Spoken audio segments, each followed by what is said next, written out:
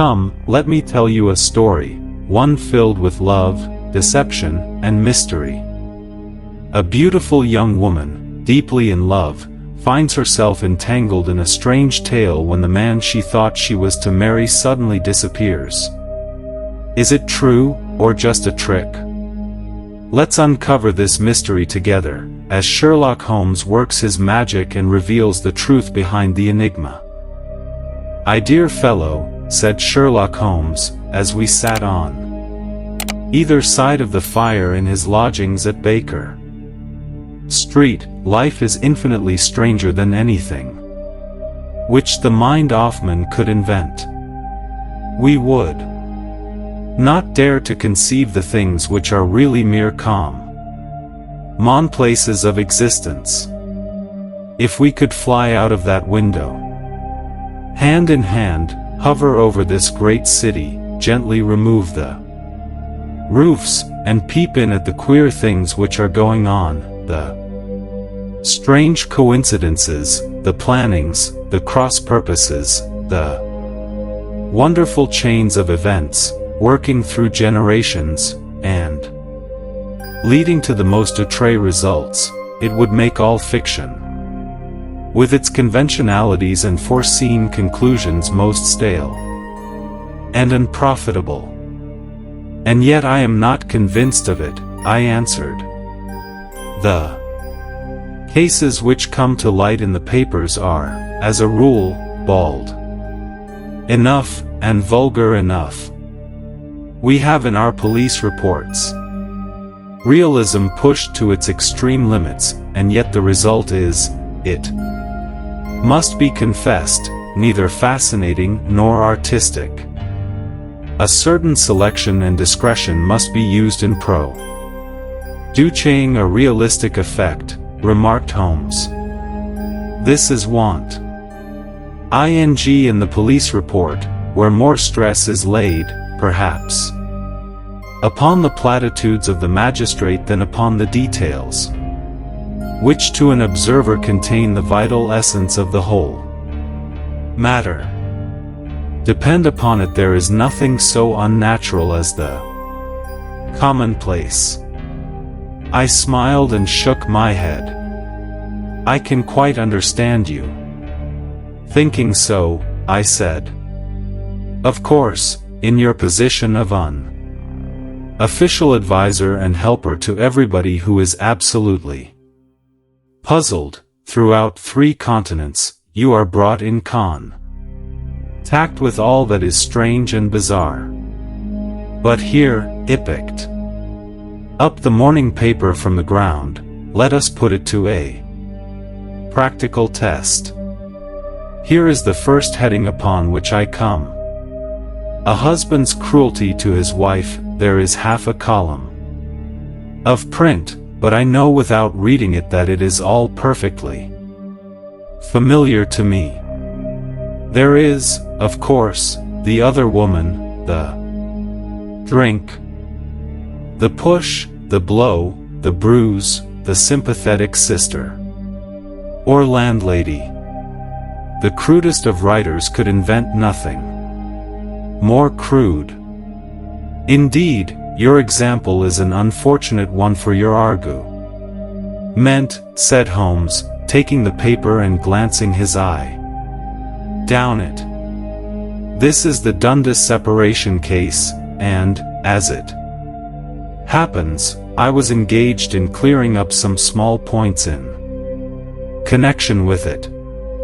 The husband was a teetotaler, there was no other woman, and the conduct complained of was that he had drifted into the habit of winding up every meal by taking out his false teeth and hurling them at his wife, which, you will allow, is not an action likely to occur to the imagination of the average storyteller. Take a pinch of snuff, doctor, and AC. Knowledge that I have scored over you in your example." He held out his snuff-box of old gold, with a great amethyst in the center of the lid. Its splendor was in such contrast to his homely ways and simple life that I could not help commenting upon it. "Ah," said he, "I forgot that I had not seen you for some weeks. It is a little souvenir from the King of Bohemia in return for my assistance in the case of the Irene Adler papers." "And therein?"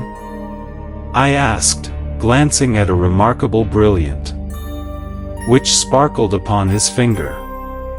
It was from the reigning family of Holland, though the matter in which I served them was of such delicacy that I cannot confide it even to you, who have been good enough to chronicle one or two of my little problems. "And have you any on hand just now?" I asked, within terraced. "Some 10 or 12, but none which present any feature of interest. They are important, you understand, without being interesting. Indeed, I have found that it is usually in important matters that there is a field for the observation, and for the quick analysis of cause and effect which gives the charm to an investigation. The larger crimes are apt to be the simpler, for the bigger the crime, the more obvious, as a rule, is the motive. In these cases, save for one rather intricate matter which has been referred to me from Marseilles, there is nothing which presents any features of interest. It is possible, however, that I may have something better before very many minutes are over, for this is one of me clients, or I am much mistaken." He had risen from his chair, and was standing between the parted blinds, gazing down into the dull, neutral-tinted lawn Don Street. Looking over his shoulder, I saw that on the pavement opposite there stood a large woman with a heavy fur bow around her neck, and a large curling red feather in a broad brimmed hat which was tilted in a coquettish Duchess of Devonshire fashion over her ear. From under this great panoply she peeped up in a nervous, hesitating fashion at our windows, while her body oscillated backward and forward, and her fingers fidgeted with her glove buttons. Suddenly, with a plunge, as of the swimmer who leaves the bank, she hurried across the road, and we heard the sharp clang of the bell. "I have seen those symptoms before," said Holmes, throwing his cigarette into the fire. "Oscillation upon the pavement always means an affaire de cœur. She would like advice, but is not sure that the matter is not too delicate for communication. And yet even here we may discriminate. When a woman has been seriously wronged by a man she no longer oscillates, and the usual symptom is a broken bell wire. Here we may take it that there is a love matter, but that the maiden is not so much angry as perplexed, or grieved. But here she comes in person to resolve our doubts." As he spoke there was a tap at the door, and the boy in buttons entered to announce Miss Mary Sutherland, while the lady herself loomed behind his small black figure like a full-sailed merchantman behind a tiny pilot boat. Sherlock Holmes welcomed her with the easy courtesy for which he was remarkable, and having closed the door, and bowed her into an armchair, he looked her over in the minute, and yet abstracted fashion which was peculiar to him. "Do you not find," he said, "that with your short-sighted is a little trying to do so much typewriting?" I did at first, she answered, but now I know where the letters are without looking. Then, suddenly realizing the full purport of his words, she gave a violent start and looked up, with fear and astonishment upon her broad, good-humored face. "You've heard about me, Mr. Holmes," she cried, "else how could you know all that?" "Never mind," said Holmes, laughing, "it is my business to know things. Perhaps I have trained myself to see what others overlook. If not, why should you come to consult me?" "I came to you, sir, because I heard of you from Mrs. Etheridge, whose husband you found so easy when the police and everyone had given him up for dead." "Oh, Mr. Holmes, I wish you would do as much for me. I'm not rich, but still, I have 100 a year in my own right, besides the little that I make by the machine, and I would give it all to know what has become of Mr. Hosmer Angel." "Why did you come away to consult me in such a hurry?" asked Sherlock Holmes, with his fingertips together, and his eyes to the ceiling. Again a startled look came over the somewhat vacuous face of Miss Mary Sutherland. "Yes, I did bang out of the house," she said, "for it made me angry to see the easy way in which Mr. Windybank, that is, my father, took it all.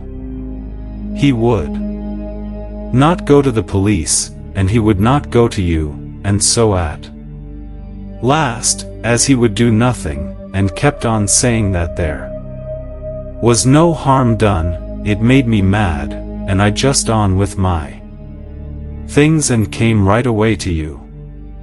"Your father," said Holmes, "your stepfather, surely, since the name is different." "Yes, my stepfather. I call him father, though it sounds funny, too, for he is only 5 years and 2 months older than myself." "And your mother is alive?" "Oh, his mother is alive and well. He wasn't best pleased, Mr. Holmes, when she married again so soon after father's death, and a man who was nearly 15 years younger than herself. Father was a plumber in the Tottenham Court Road. Andy left a tidy business behind him, which mother carried on with Mr. Hardy, the foreman, but when Mr. Windybank came he made her sell the business, for he was very superior, being a traveller in wines. They got £4,700 for the good will and interest, which wasn't near as much as father could have got if he had been alive." I had expected to see Sherlock Holmes impatient under this rambling and inconsequential narrative, but, on the contrary, he had listened with the greatest concentration of attention. "Your own little income," he asked, "does it come out of the business?" "Oh no, sir. It is quite separate, and was left me by my Uncle Ned in Auckland. It is a New Zealand stock, paying 44%. £2,500 was the amount, but I can only touch the interest." "You interest me extremely," said Holmes. "And since you draw so large a sum as 100 a year, with what you earn into the bargain, you no doubt travel a little, and indulge yourself in every way. I believe that a single lady can get on very nicely upon an income of about £60. I could do with much less than that, Mr. Holmes, but you understand that as long as I live at home I don't wish to be a burden to them, and so they have the use of the money just while I am staying with them. Of course, that is only just for the time. Mr. Windibank draws my interest every quarter and pays it over to Mother, and I find that I can do pretty well with what I earn at typewriting. It brings me tuppence a sheet, and I can often do from 15 to 20 sheets in a day. You have made your position very clear to me, said Holmes. This is my friend, Dr. Watson, before whom you can speak as freely as before myself. Kindly tell us now all about your connection with Mr. Hosmer Angel. A flush stole over Miss Sutherland's face, and she picked nervously at the fringe of her jacket. I met him first at the gasfitter's ball, she said. They used to send Father tickets when he was alive, and then afterwards they remembered us and sent them to Mother. Mr. Windibank did not wish us to go. He never did wish us to go anywhere. He'll get quite mad if I wanted so much as to join a Sunday school treat. But this time I was set on going, and I would go, for what right had he to prevent? He said the folk were not fit for us to know, when all Father's friends were to be there. And he said that I had nothing fit to wear, when I had my purple plush that I had never so much as taken out of the drawer. At last, when nothing else would do, he went off to France upon the business of the firm, but we went, Mother and I, with Mr. Hardy, who used to be our foreman, and it was there I met Mr. Hosmer Angel. I suppose, said Holmes, that when Mr. Windibank came back from France he was very annoyed at your having gone to the ball. Oh, well, he was very good about it. He laughed, I remember, and shrugged his shoulders, and said there was no use denying anything to a woman, for she would have her way. I see. Then at the gasfitter's ball you met, as I understand, a gentleman called Mr. Hosmer Angel. Yes, sir. I met him that night, and he called next day to ask if we had got home all safe, and after that we met him. That is to say, Mr. Holmes, I met him twice for walks, but after that Father came back again, and Mr. Hosmer Angel could not come to the house any more. No? Well, you know, Father didn't like anything of the sort. He wouldn't have any visitors if could help it, and he used to say that a woman should be happy in her own family circle. But then, as I used to say to Mother, a woman wants her own circle to begin with, and I had not got mine yet.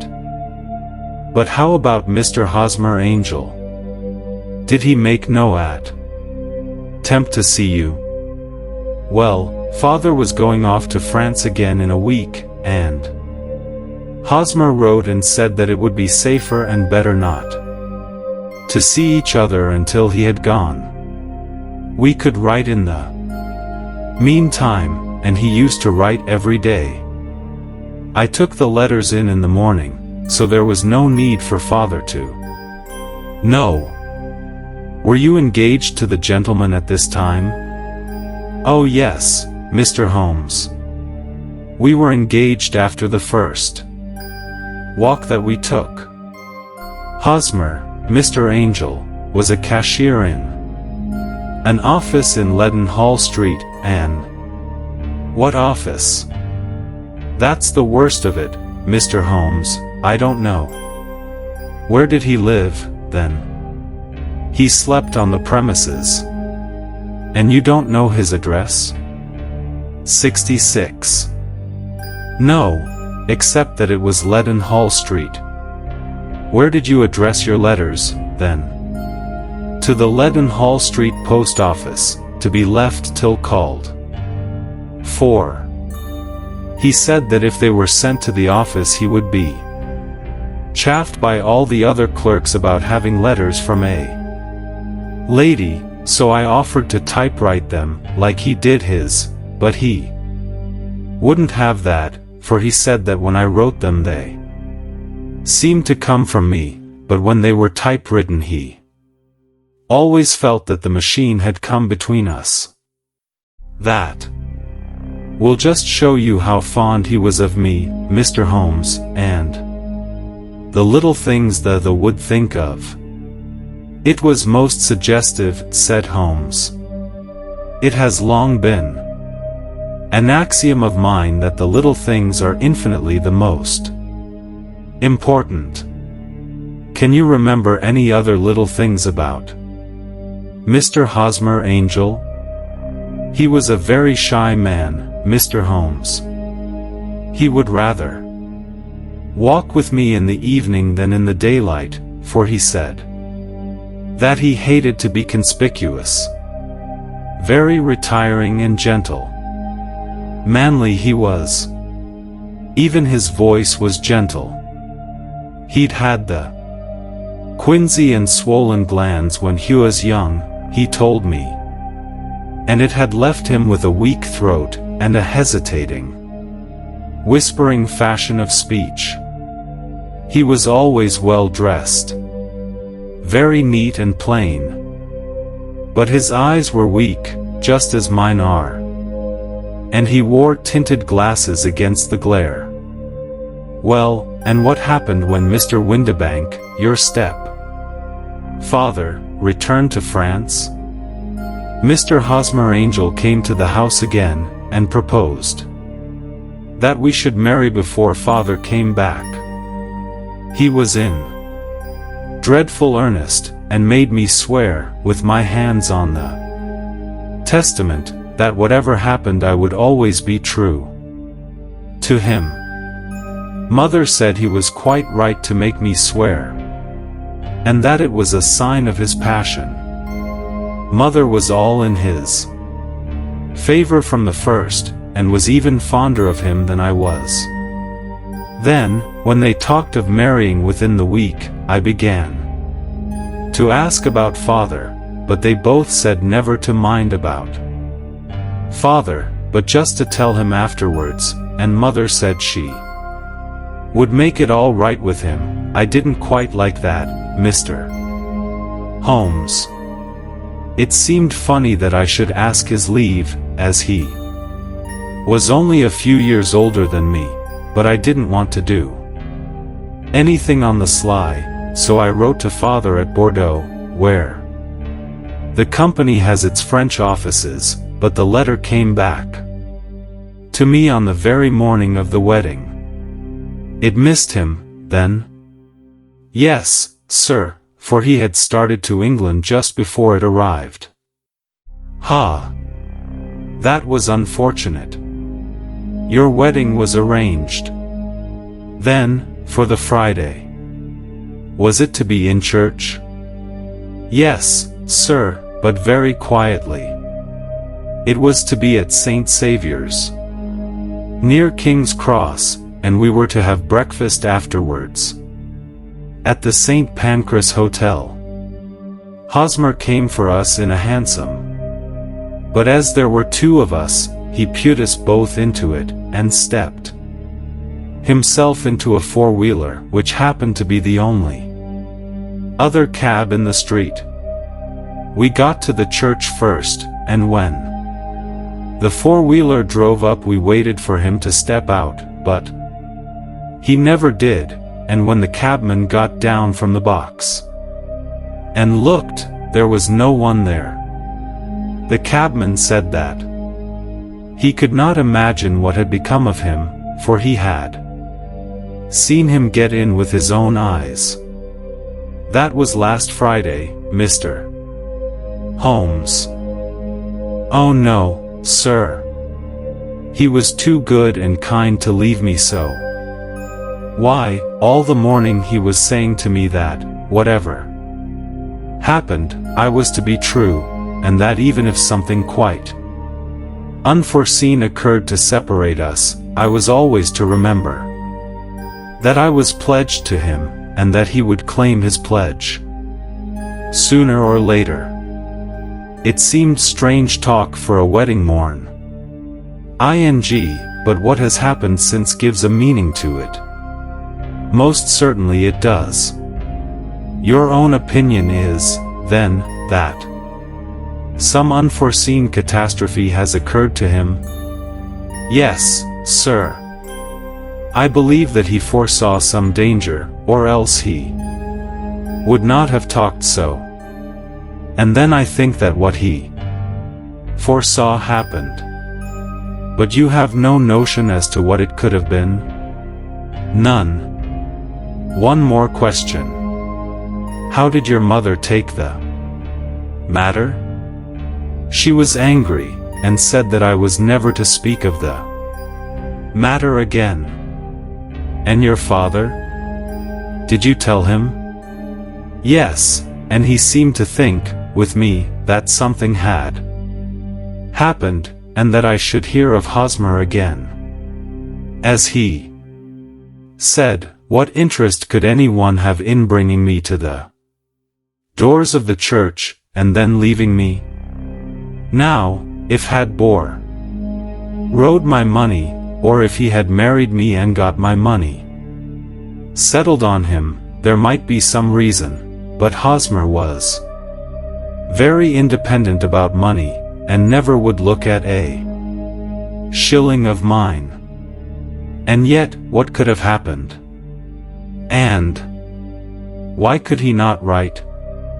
Oh, it drives me half mad to think of, and I can't sleep a wink at night. She pulled a little handkerchief out of her muff, and began to sob heavily into it. I shall glance into the case for you, said Holmes, rising. And I have no doubt that we shall reach some definite result. Let the weight of the matter rest upon me now, and do not let your mind dwell upon it further. Above all, try to let Mr. Hosmer Angel vanish from your memory, as he has done from your life. Then you don't think I'll see him again? I fear not. Then what has happened to him?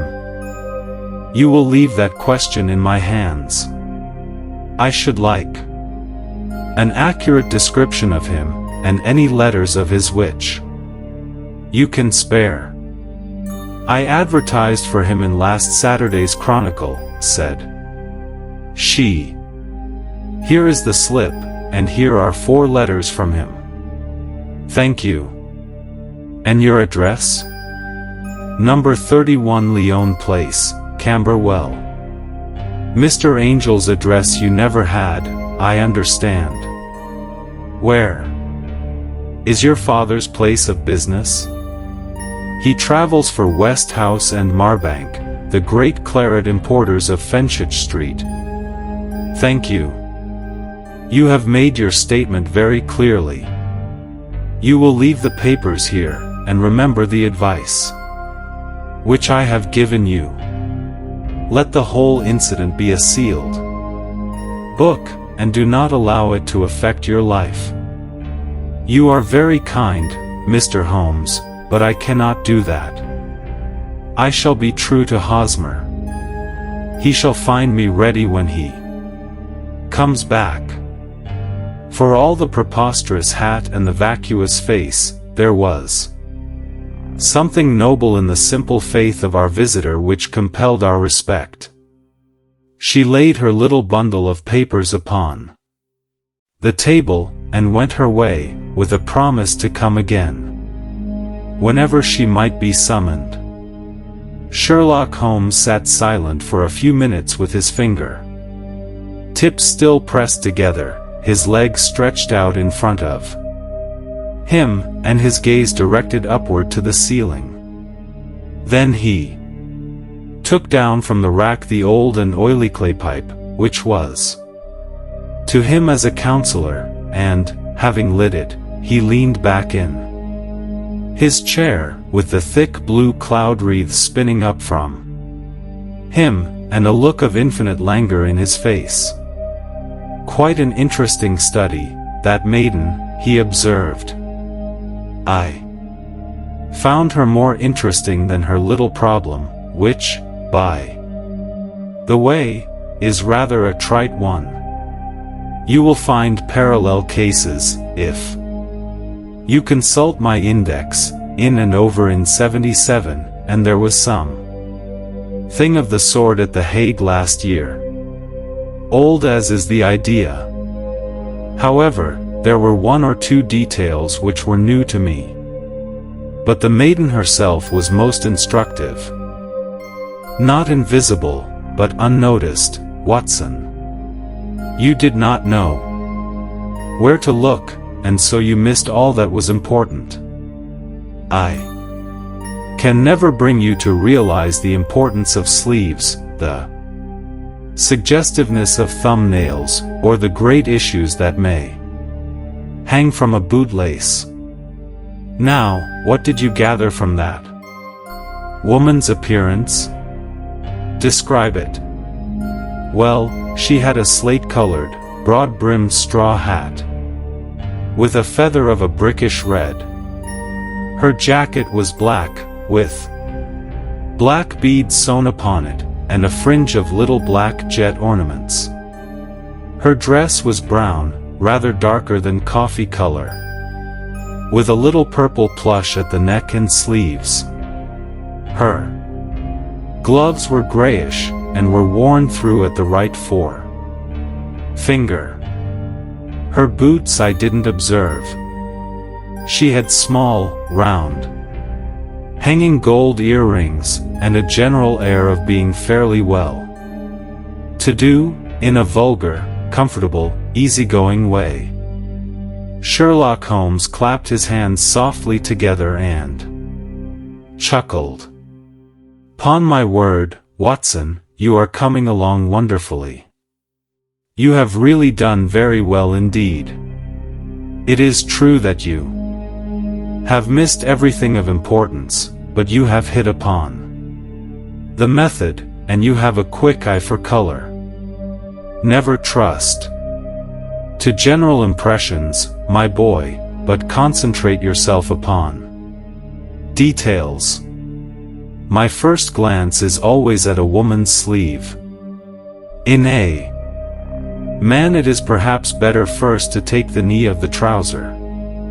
As you observe, this woman had plush upon her sleeves, which is a most useful material for showing traces. The double line a little above the wrist, where the typewritist presses against the table, was beautifully defined. The sewing machine, of the hand type, leaves a similar mark, but only on the left arm and on the side of it farthest from the thumb, instead of being right across the broadest part, as this was. I then glanced at her face, and observing the dint of a pince-nez at either side of her nose, I ventured a remark upon short sight and typewriting, which seemed to surprise her. It surprised me. But, surely, it was very obvious. I was then much surprised and interested on glancing down to observe that, though the boots which she was wearing were not unlike each other, they were really odd ones, the one having a slightly decorated toe cap, and the other a plain one. One was but toned only in the 2 lower buttons out of 5, and the other at the 1st, 3rd, and 5th.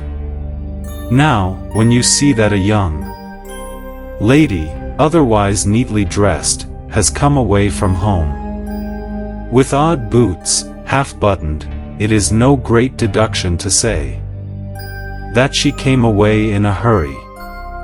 And what else? I asked, keenly interested, as I always was, by my friend's incisive reasoning. I noted, in passing, that she had written a note before leaving home, but after being fully dressed.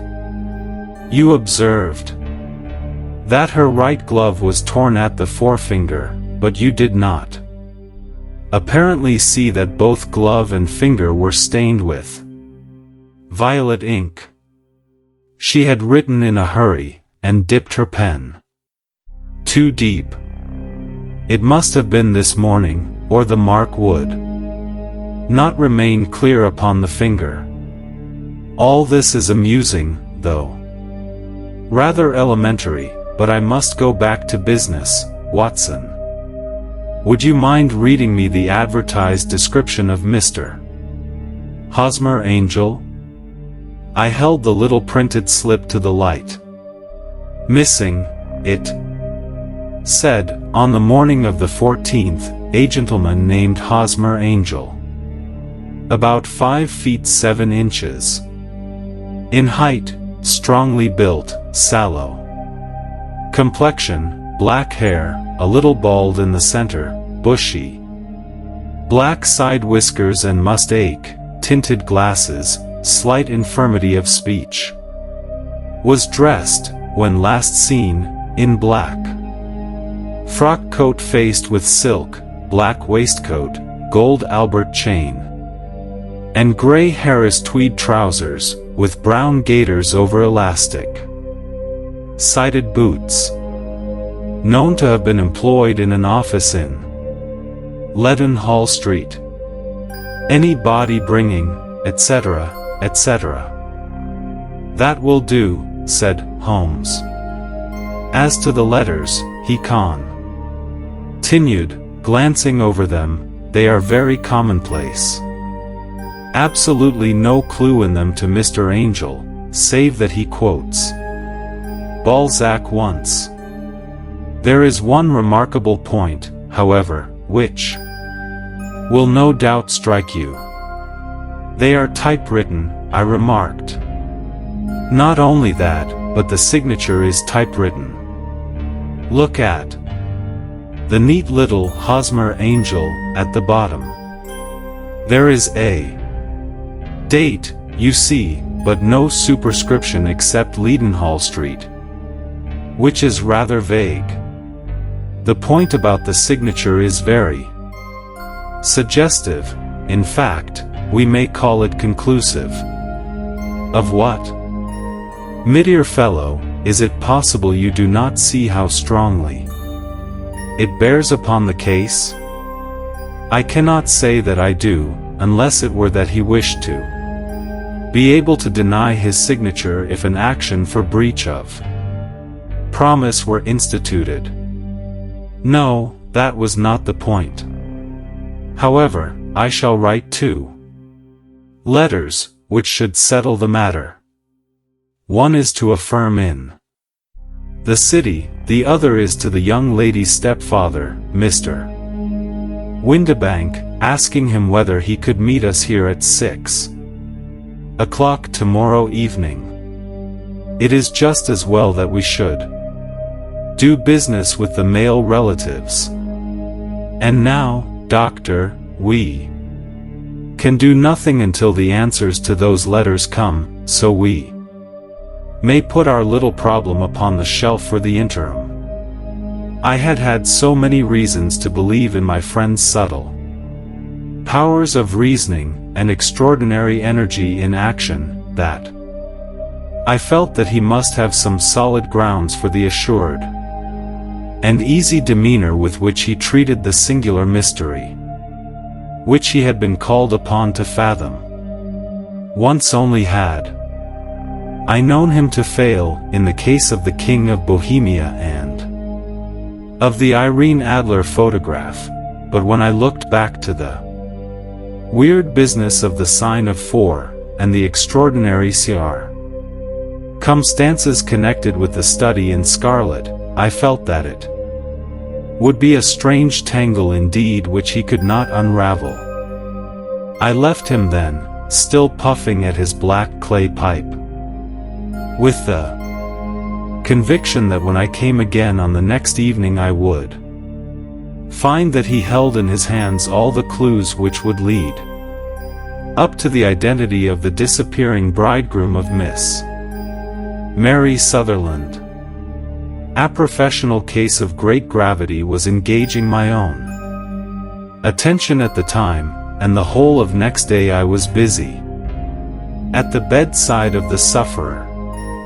It was not until close upon 6 o'clock that I found myself free, and was able to spring into a hansom and drive to Baker Street, half afraid that I might be too late to assist at the denouement of the little mice. Terry. I found Sherlock Holmes alone, however, half asleep, with his long, thin form curled up in the recesses of his arm chair. A formidable array of bottles and test tubes, with the pungent cleanly smell of hydrochloric acid, told me that he had spent his day in the chemical work which was so dear to him. "Well, have you solved it?" I asked, as I entered. "Yes. It was the bisulfate of baryta." "No, no, the mystery," I cried. "Oh, that. I thought of the salt that I have been working upon. There was never any mystery in the matter, though. As I said yesterday, some of the details are of interest. The only drawback is that there is no law, I fear, that can touch the scoundrel. Who was he, then, and what was his object in deserting Miss Sutherland?" The question was hardly out of my mouth, and Holmes had not yet opened his lips to reply, when we heard a heavy footfall in the passage, and a tap at the door. "This is the girl's stepfather, Mr. James Windibank," said Holmes. "He has written to me to say that he would be here at 6. Come in." The man who entered was a sturdy, middle-sized fellow, some 30 years of age, clean-shaven, and sallow-skinned, with a bland, insinuating manner, and a pair of wonderfully sharp and penetrating gray eyes. He shot a questioning glance at each of us, placed his shiny top hat upon the side board, and with a slight bow sidled down into the nearest chair. "Good evening, Mr. James Windibank," said Holmes. "I think that this typewritten letter is from you, in which you made an appointment with me for 6 o'clock? "Yes, sir. I am afraid that I am a little late, but I am not quite my own master, you know. I am sorry that Miss Sutherland has troubled you about this little matter, for I think it is far better not to wash linen of the sort in public. It was quite against my wishes that she came, but she is a very excitable, impulsive girl, as you may have noticed, and she is not easily controlled when she has made up her mind on a point. Of course, I did not mind you so much, as you are not connected with the official police, but it is not please and to have a family misfortune like this noised abroad. Besides, it is a useless expense, for how could you possibly find this Hosmer Angel?" "On the contrary," said Holmes, quietly, "I have every reason to believe that I will succeed in discovering Mr. Hosmer Angel." Mr. Windibank gave a violent start, and dropped his gloves. "I am delighted to hear it," he said. "It is a curious thing, remarked Holmes, that a typewriter has really quite as much individuality as a man's handwriting. Unless they are quite new, no two of them write exactly alike. Some letters get more worn than others, and some wear only on one side. Now, you remark in this note of yours, Mr. Windibank, that in every case there is some little slurring over of the D, and a slight defect in the tail of the R. There are 14 other characteristics, but those are the more obvious. We do all our correspondence with this machine at the office, and no doubt it is a little worn, our visitor answered, glancing keenly at Holmes with his bright little eyes. And now I will show you what is really a very interesting study, Mr. Windibank, Holmes continued. I think of writing another little monograph some of these days on the typewriter and its relation to it. Was a considerable sum for people in their position, and the loss of it would have made a serious difference. It was worth an effort to preserve it. The daughter was of a good, amiable disposition, but affectionate and warm-hearted in her ways, so that it was evident that with her fair personal advantages and her little income, she would not be allowed to remain single long. Now her marriage would mean, of course, the loss of 100 a year, so what does her stepfather do to prevent it? He takes the obvious course of keeping her at home, and forbidding her to seek the company of people of her own age. But soon he found that that would not answer forever. She became restive, insisted upon her rights, and finally announced her positive intention of going to a certain ball. What does her clever stepfather do then? He conceives an idea more creditable to his head than to his heart. Glancing about him like a rat in a trap, with the connivance and assistance of his wife he disguised himself, covered those keen eyes with tinted glasses, masked the face with a mustache and a pair of bushy whiskers, sunk that clear voice into an insinuating whisper, and doubly secure. On account of the girl's short sight, he appears as Mr. Hosmer Angel, and keeps off other lovers by making love himself. It was only a joke at first, groaned our visitor. We never thought that she would have been so carried away. Very likely not.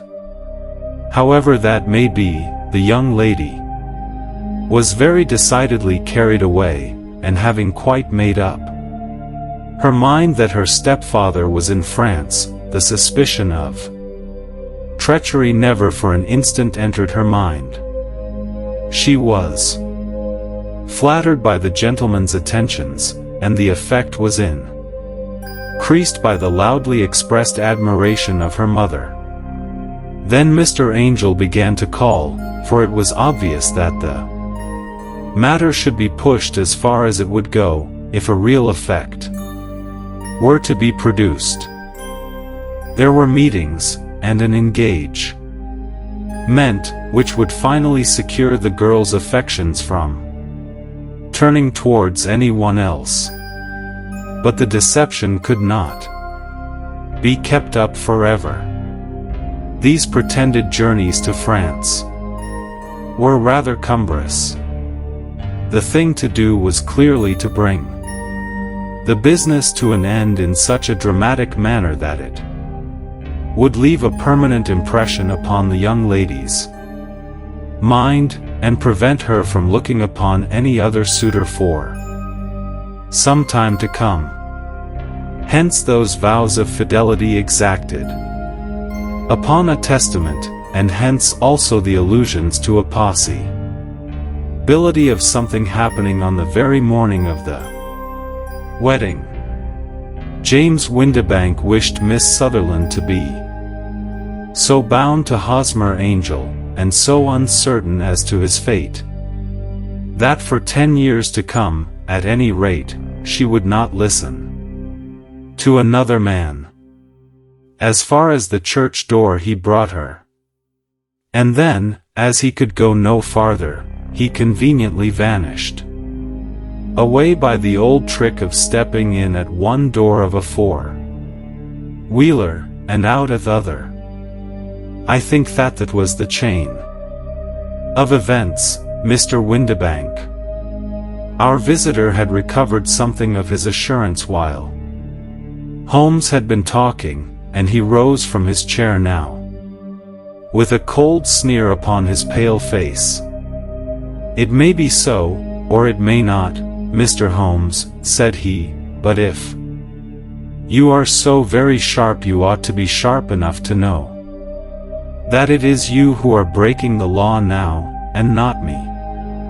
I have done nothing actionable from the first, but as long as you keep that door locked, you lay yourself open to an action for assault and illegal constraint. The law cannot, as you say, touch you," said Holmes, unlocking and throwing open the door, "yet there never was a man who deserved punishment more. If the young lady has a brother or a friend, he ought to lay a whip across your shoulders.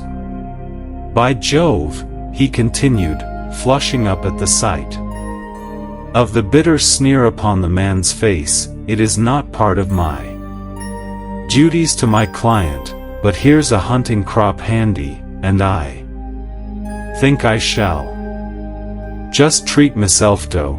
He took 2 swift steps to the whip, but before he could grasp it there was a wild clatter of steps upon the stairs, the heavy hall door banged, and from the window we could see Mr. James Windibank running at the top of his speed down the road. "There's a cold-blooded scoundrel," said Holmes, laughing, as he threw himself down into his chair once more. "That fellow will rise from crime to crime until he does something very bad, and ends on a gallows. The case has, in some respects, been not entirely devoid of interest. I cannot now entirely see all the steps of your reasoning," I remarked. "Well, of course it was obvious from the first that this Mr. Hosmer Angel must have some strong object for his curious conduct, and it was equally clear that the only man who really profited by the incident, as far as we could see, was the step-father. Then the fact that the 2 men were never together, but that the one always appeared when the other was away, was suggestive. So were the tinted spectacles and the curry-us voice, which both hinted at a disguise, as did the bushy whiskers. My suspicions were all confirmed by his peculiar action in typewriting his signature, which, of course, inferred that his handwriting was so familiar to her that she would recognize even the smallest sample of it. You see, all these isolated facts, together with many minor ones, all pointed in the same direction. And how did you verify them?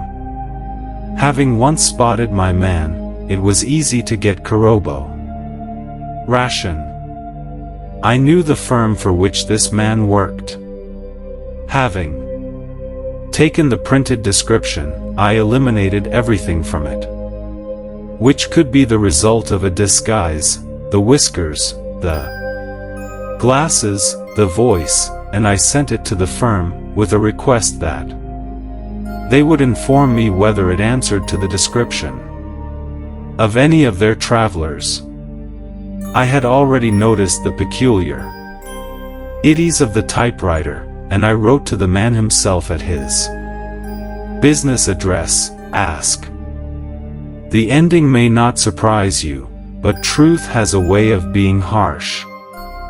Miss Mary Sutherland, who discovered the truth about her Hosmer Angel, still holds on to a flicker of hope in her heart. But she will never truly know who her fiancé really was.